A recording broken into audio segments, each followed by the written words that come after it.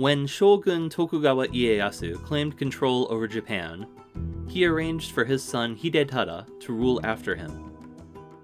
But he allowed his other sons to set up what are called cadet branches of the family. If Hidetada's direct descendants died out, the Tokugawa line could continue via members of his brothers' families. Ieyasu created 3 cadet branches of House Tokugawa. The House of Owari ruled over the present-day Nagoya area, where Ieyasu had been born. The House of Mito was based in current-day Ibaraki Prefecture, just north of Tokyo. And the family in charge of the Kii Peninsula came to be known as the Kishu Tokugawas. The Kishu domain wasn't exactly a prestige posting. It's the kind of place that would be given to somebody far down in the line of succession, like Ieyasu's 10th son, Yorinobu, who became daimyo at the ripe old age of 17.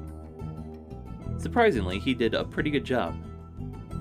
Before Yorinobu moved into Wakayama Castle, he sent advisors ahead to ask the populace what they didn't like about the current daimyo, and what he could do to change things.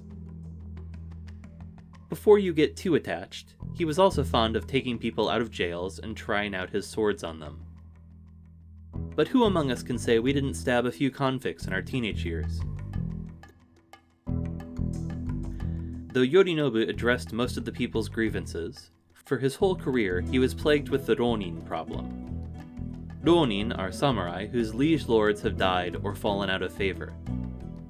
Samurai were supposed to commit suicide upon the death of their masters, and those who didn't were forbidden from joining a different clan. When Ieyasu defeated his enemies at the Battle of Sekigahara, he confiscated the lands of many of the lords who had fought against him. That left a lot of Ronin roaming the country, and as I've discussed previously, when people need somewhere to hide, they come to Wakayama. In 1651, a Ronin plot to assassinate the current shogun came to light. Rather embarrassingly for Yorinobu, one of the plotters had forged the daimyo's personal seal. Despite years of mistrust, Yorinobu was eventually cleared of suspicion. His ashes were interred at Choho Temple, which served as the burial grounds for several generations of his family. Then, what Ieyasu had feared came to pass. In 1716, Ieyasu's great-great-great-grandson, Ietsugu, died at the age of 6. With no descendants in the main house of Tokugawa, the family turned to Yoshimune, current head of the Kishu Tokugawas. Yoshimune's descendants would continue to rule Japan until the end of the Tokugawa shogunate.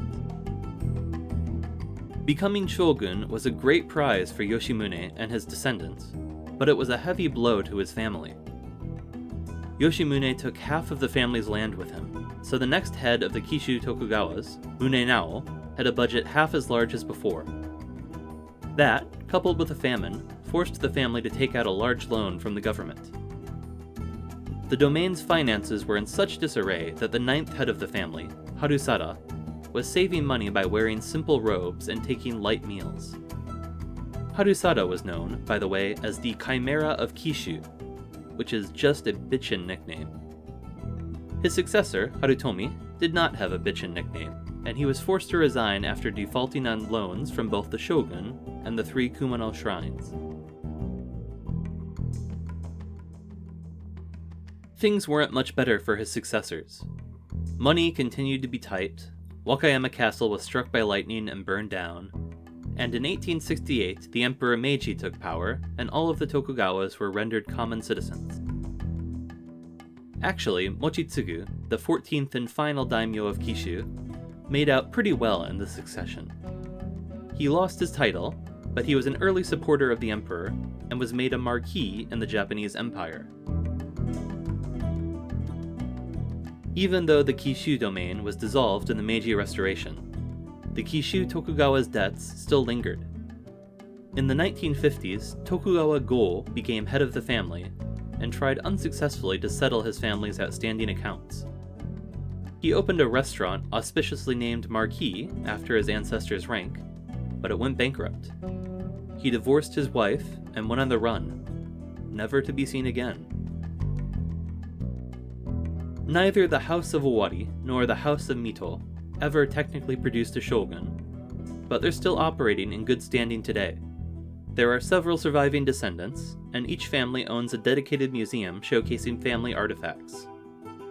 By contrast, Kishu Tokugawa relics are split between the Wakayama Prefectural Museum and a small collection inside Wakayama Castle.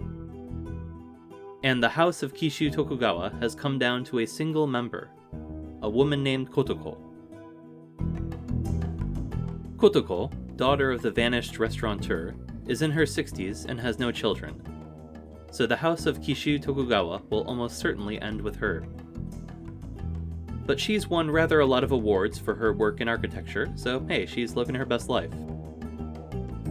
Also, if we're being honest, the family tree for the Kishu Tokugawas spreads out and then draws back in a kind of uncomfortable way. So maybe it's for the best that it's not continuing. And we didn't even touch on the one daimyo who was so violent that he was banned from the mandatory visits to the capital, and then shot a woman in anger and defended himself by saying, "I didn't shoot her with a gun, I shot her with a rocket." Yeah, it's for the best.